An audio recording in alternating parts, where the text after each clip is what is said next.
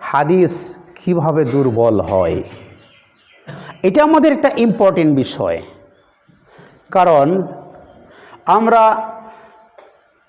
হাদিসের উপরে আমল করি, কিন্তু সে হাদিস যদি আমাদের মনোপুত না হয়, আপনার মনে আমার মনে তৃপ্তি দিতে না পারে, তাহলে তো আপনি সে আমল করবেন না, আমল করে লাভও হবে না। হাদিস তো রাসূল সাল্লাল্লাহু আলাইহি ওয়াসাল্লামেরই কথা, কিন্তু সেই হাদিস আবার দুর্বল হবে কেন? রাসূলেরই কথা, তো রাসূলেরই কথা, একটা কথা কেন দুর্বল, আরেকটা কথা কেন শক্তিশালী সবল হবে, এটা তো আমাদের জানার দরকার আছে। এইটা আমাদের সমাজের মানুষ জানে না। বিষয়টি অত্যন্ত কঠিন, আপনাকে বুঝবার চেষ্টা করতে হবে।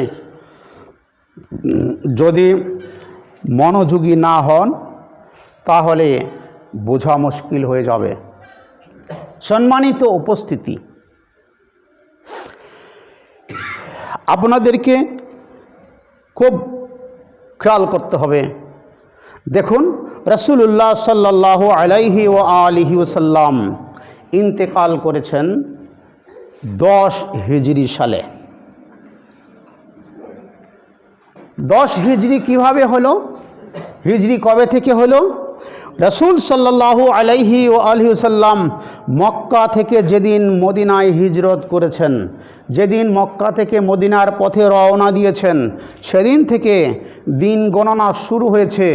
সেই দিন, মাস, বছর চলছে, চলতে চলতে আজকে 1443 হিজরি সাল চলছে। তো 1443 হিজরি বছর, এই হিজরি বছর আর আমাদের সৌর বছরের মধ্যে একটা পার্থক্য আছে। সৌর বছর জানুয়ারি থেকে ডিসেম্বর, বৈশাখ থেকে চৈত্র পর্যন্ত, এর মধ্যে 365 দিন থাকে, কিন্তু চন্দ্র বছর মুহররম থেকে জিলহজ পর্যন্ত এই 12 মাসের মধ্যে 355 দিন থাকে। বছরে 10 দিন কম থাকে। এই কম থাকার কারণে, 10 দিন কম থাকার কারণে এই বছরটা একটু ঘোরাফেরা করে।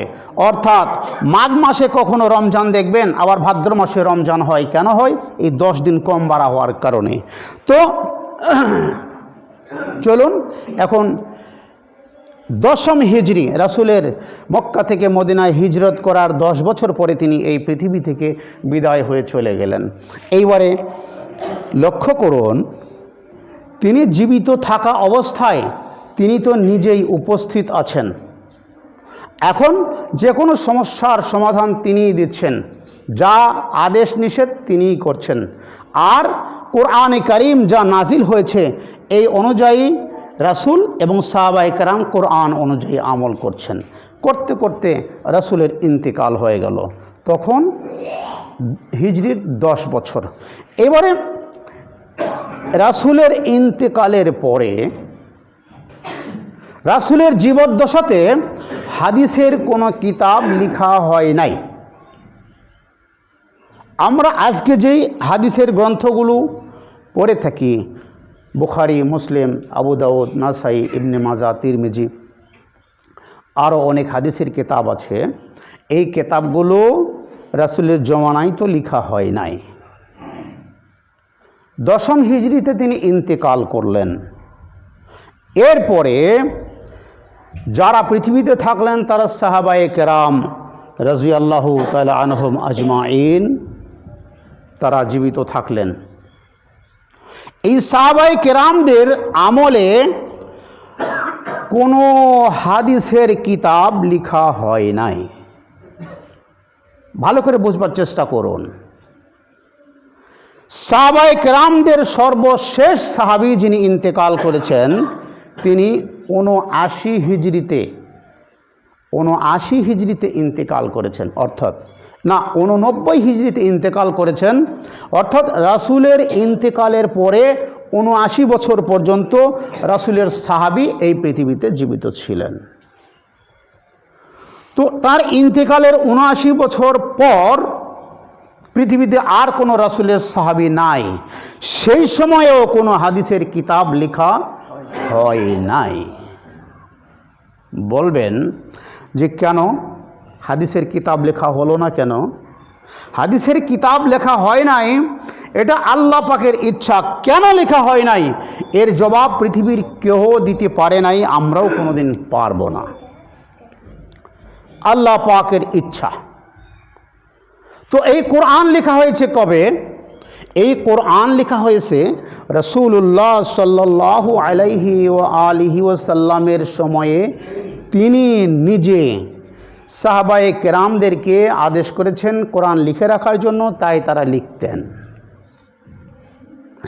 আল্লাহ রাসূলের সময়ে 4 জন সাহাবীকে আল্লাহ রাসূল নিজে দায়িত্ব দিয়েছিলেন।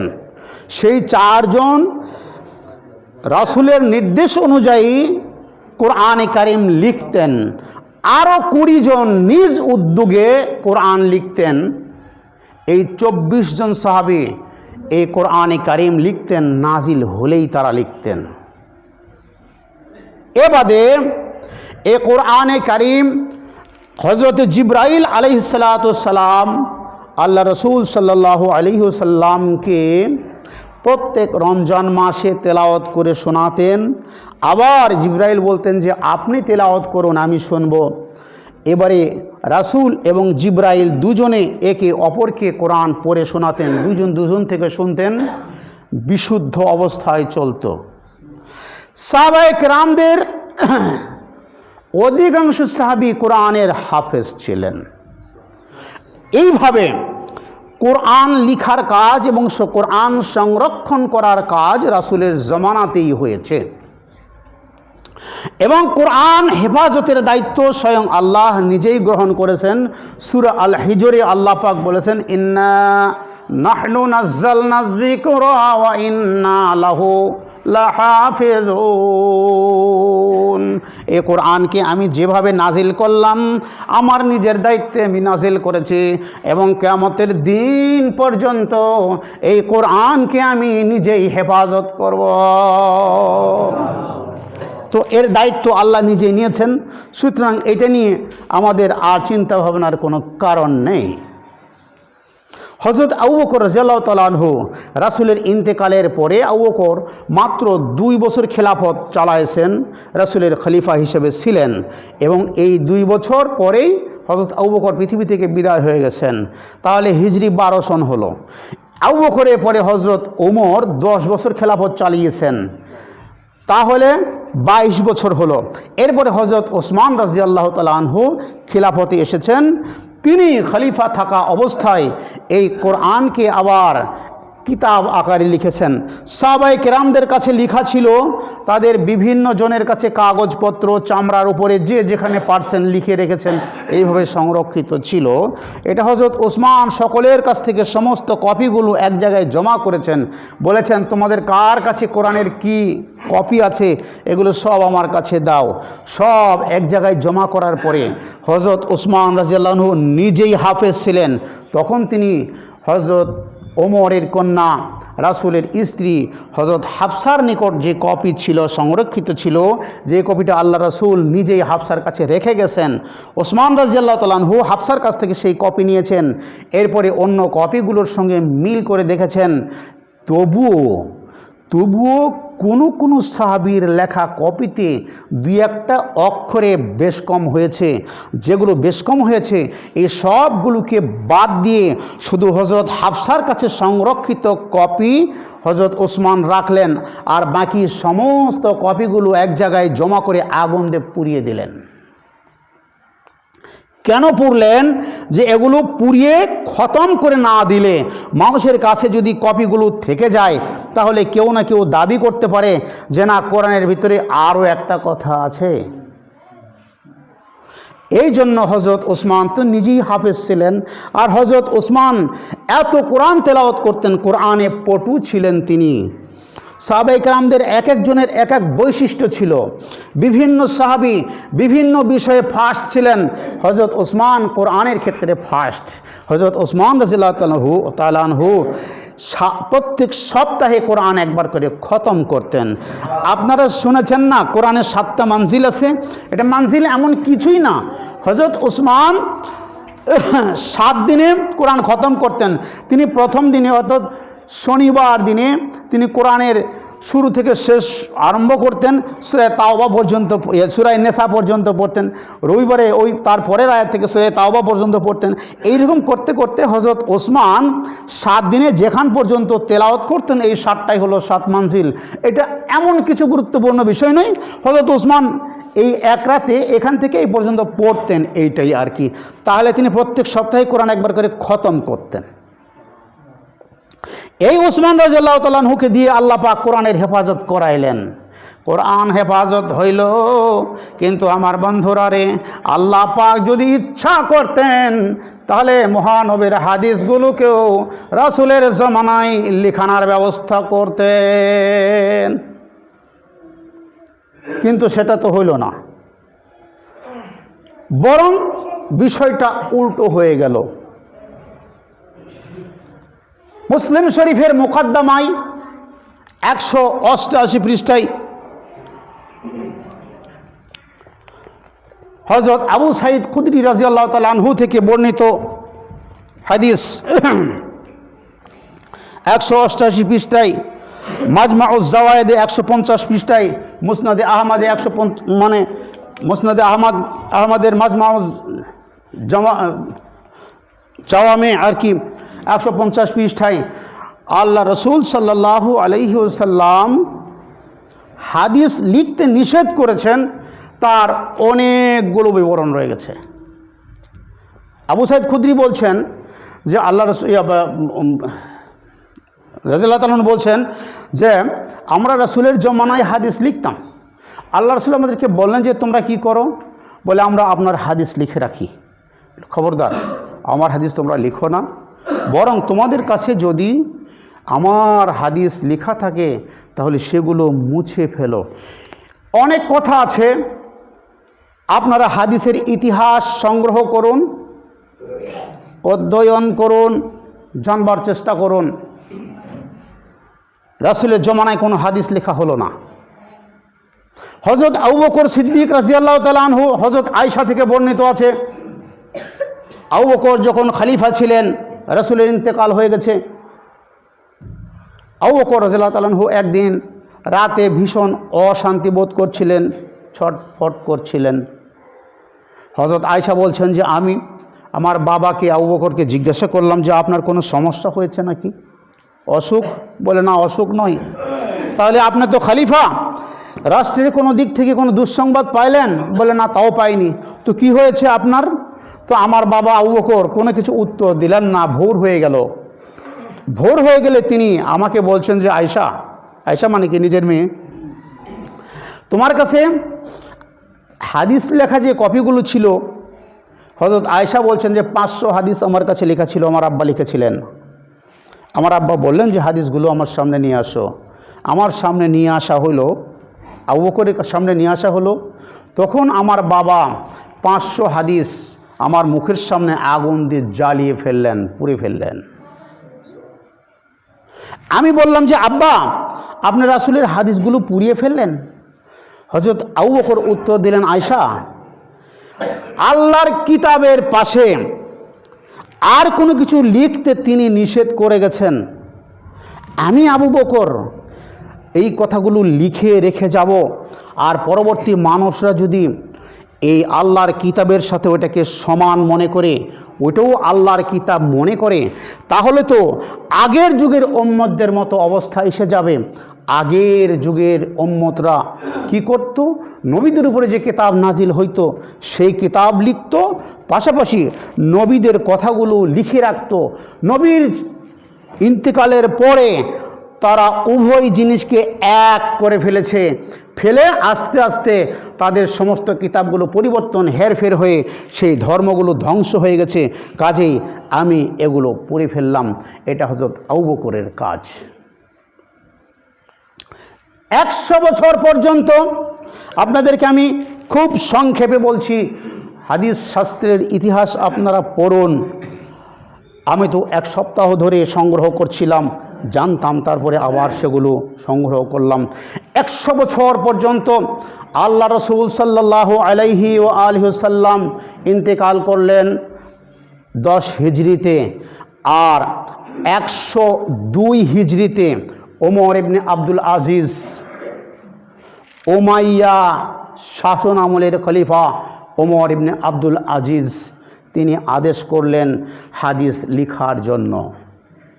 এর আগ পর্যন্ত মাঝখানে 90 বছর চলে গেল। এই 90 বছরে এই পৃথিবীর উপরে কোনো হাদিস লেখা হতো না। কিভাবে চলতো? সাহাবায়ে কেরামদের যুগ খতম হয়ে গেল কত বছরে? 89 হিজরিতে, অর্থাৎ রাসূলের ইন্তেকালের 79 বছর পরেই সাহাবার মানে সমস্ত সংখ্যা শেষ, কোনো সাহাবী নাই।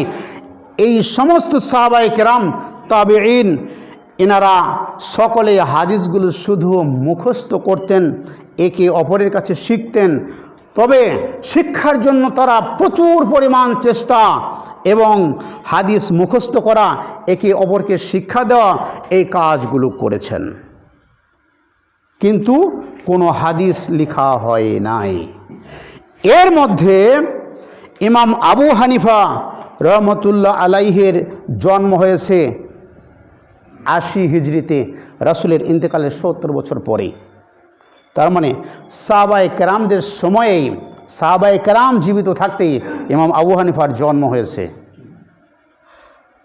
কিন্তু দুঃখের বিষয় হলো ইমাম আবু হানিফা রহমতুল্লাহ আলাইহির নিজের হাতের লেখা কোনো হাদিসের কিতাব নাই। আছে কার?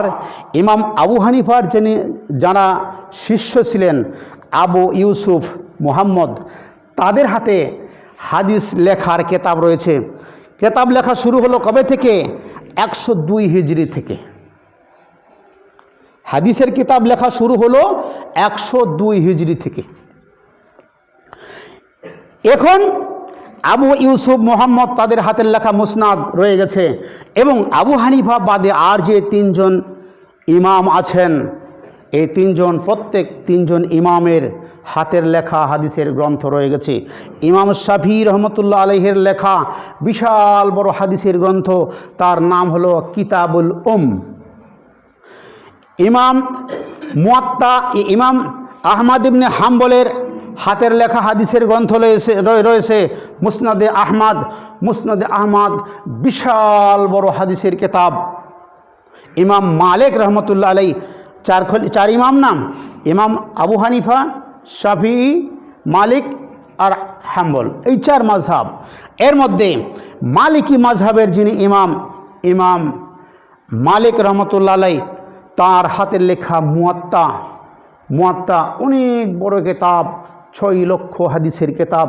6 লক্ষ হাদিসের মধ্য থেকে হাদিস যাচাই বাছাই করে কমাইতে ছাঁটাই বাটাই করতে 30,000 হাদিস, এতগুলো হাদিস তাদের কিতাব।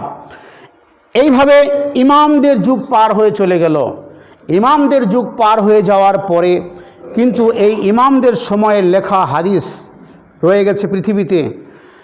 এরপরে আমাদের যারা মুহাদ্দিসিনে কিরাম, তাদের মধ্যে ইমাম বুখারী রহমতুল্লাহ আলাইহি সবার চেয়ে সিনিয়র।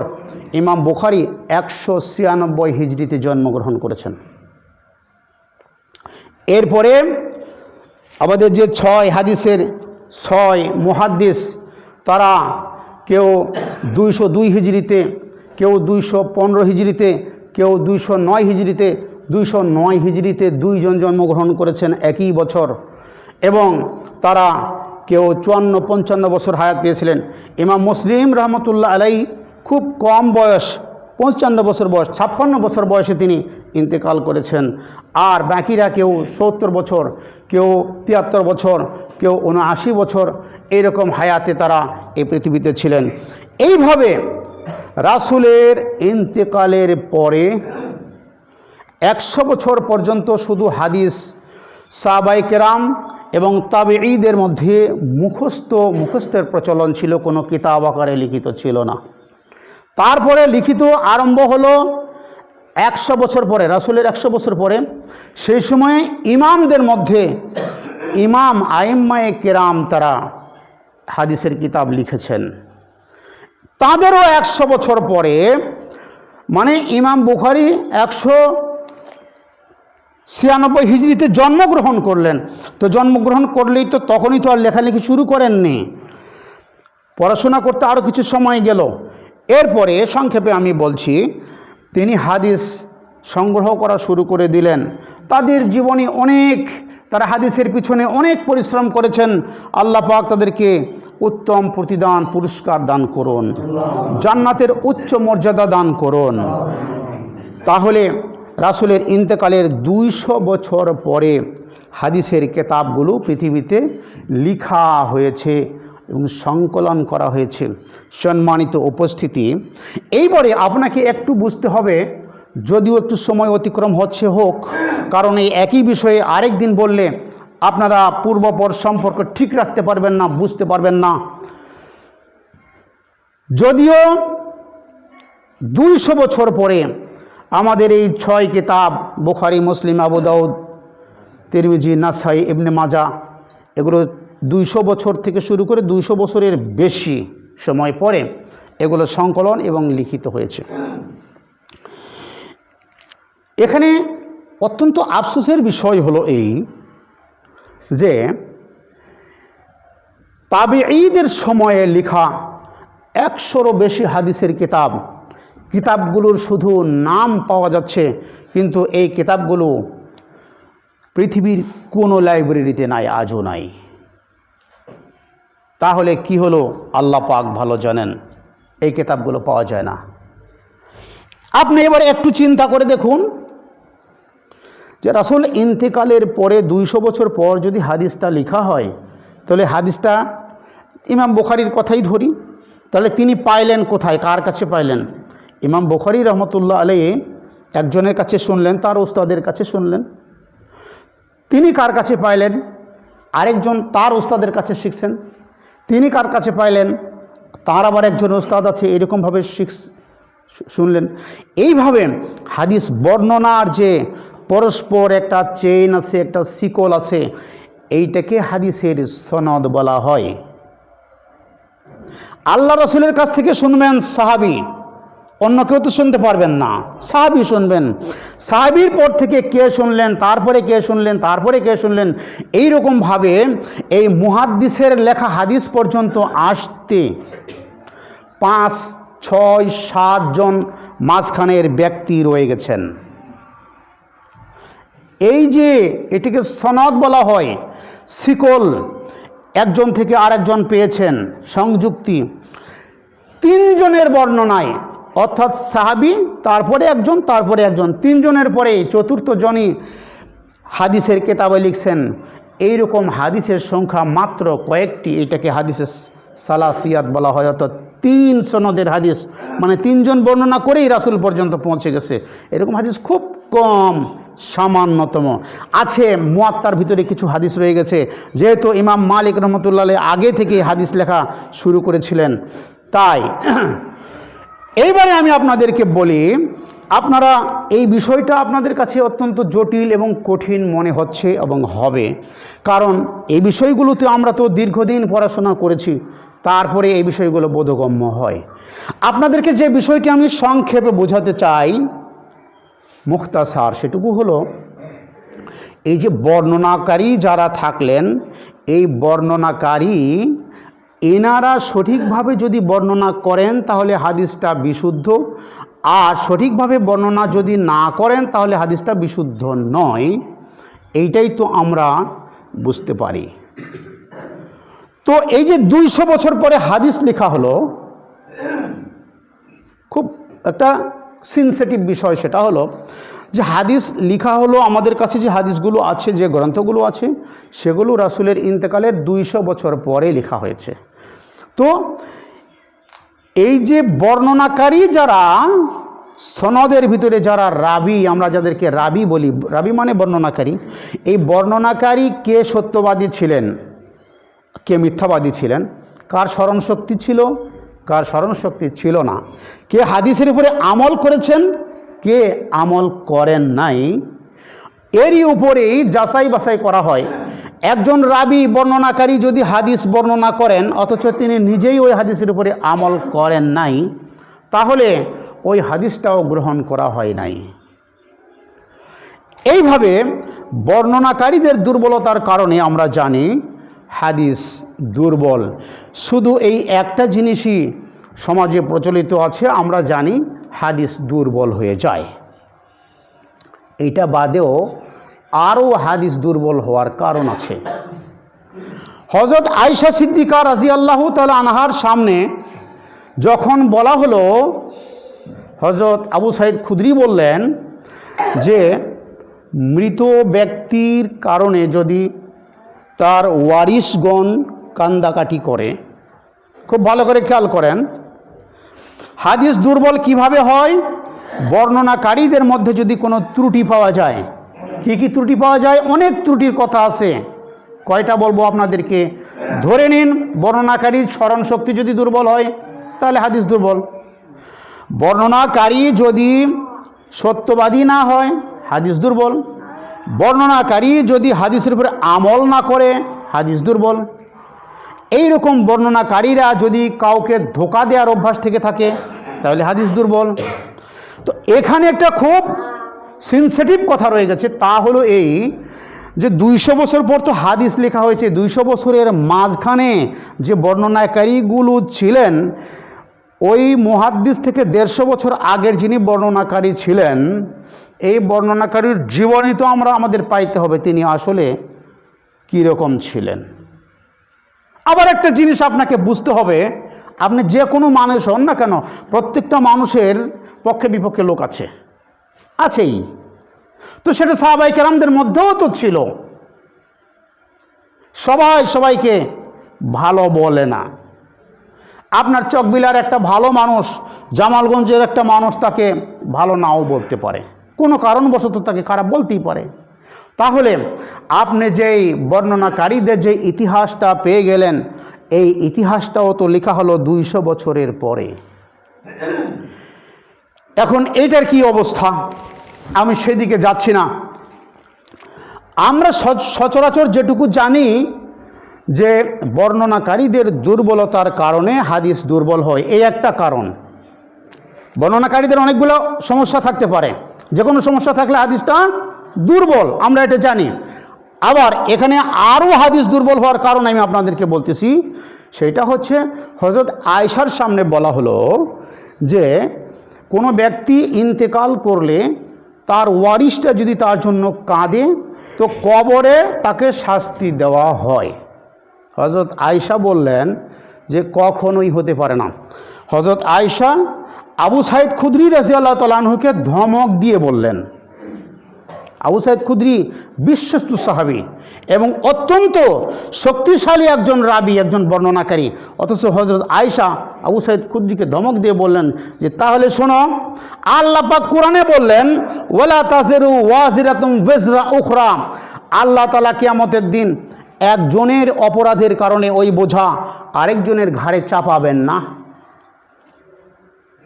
তো তুমি বলছো যে রাসূল বলেছেন যে মৃত ব্যক্তির জন্য কাঁদলে তার কবরে শাস্তি হয়, তাহলে কাঁদলো একজন আর শাস্তি পাইল আরেকজন, এই কথা তো রাসূল বলতে পারে না।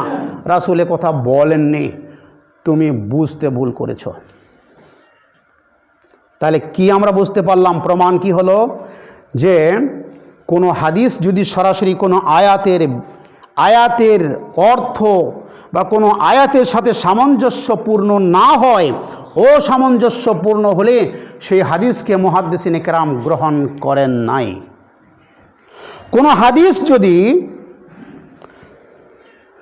অপর কোনো শক্তিশালী হাদিসের সাথে দ্বন্দ্ব করে, সেই হাদিসও তারা গ্রহণ করেন নাই। যেমন করে নামাজের মধ্যে আপনি হাত বাঁধবেন, বুকের উপরে হাত বাঁধার অনেকগুলো হাদিস রয়ে গেছে। আবার নাভির উপরে হাত বাঁধারও হাদিস আছে। এখন নাভির উপরে হাত বাঁধার হাদিসটার বিষয়টা হলো, হাদিসে রয়ে গেছে নাভির উপরে হাত বাঁধা।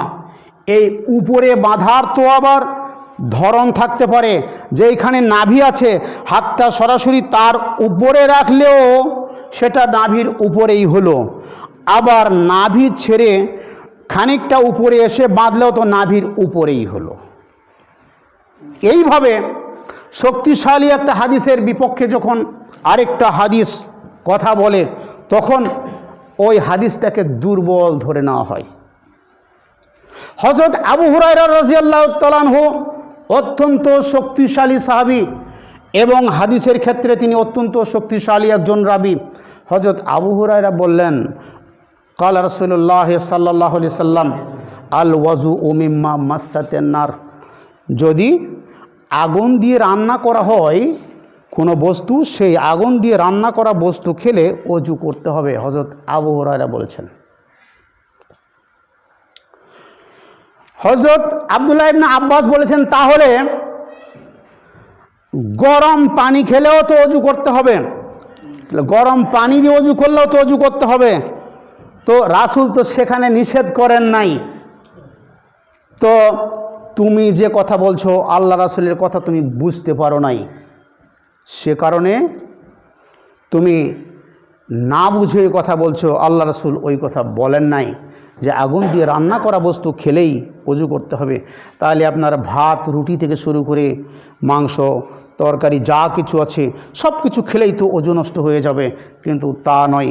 বর্ণনাকারী সাহাবী অত্যন্ত শক্তিশালী, অথচ তার বর্ণনার ভিতরে ও ত্রুটি পাওয়া গেল। কখন? যখন সেটা বাস্তবতার বিপক্ষে চলে গেল তখন। এই রকমভাবে আরও কারণ রয়ে গেছে। আজকে অত্যন্ত বেশি সময় চলে গেল, আপনারা মনে কিছু নেবেন না।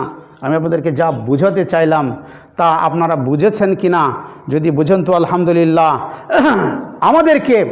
আমাদেরকে বুঝে নিতে হবে যে হাদিস শাস্ত্র, হাদিস অনেক বড় ব্যাপক একটা জগৎ, যেই জগৎটি আল্লাহ রাসূলের জমানায় সংরক্ষিত হয়েছিল না।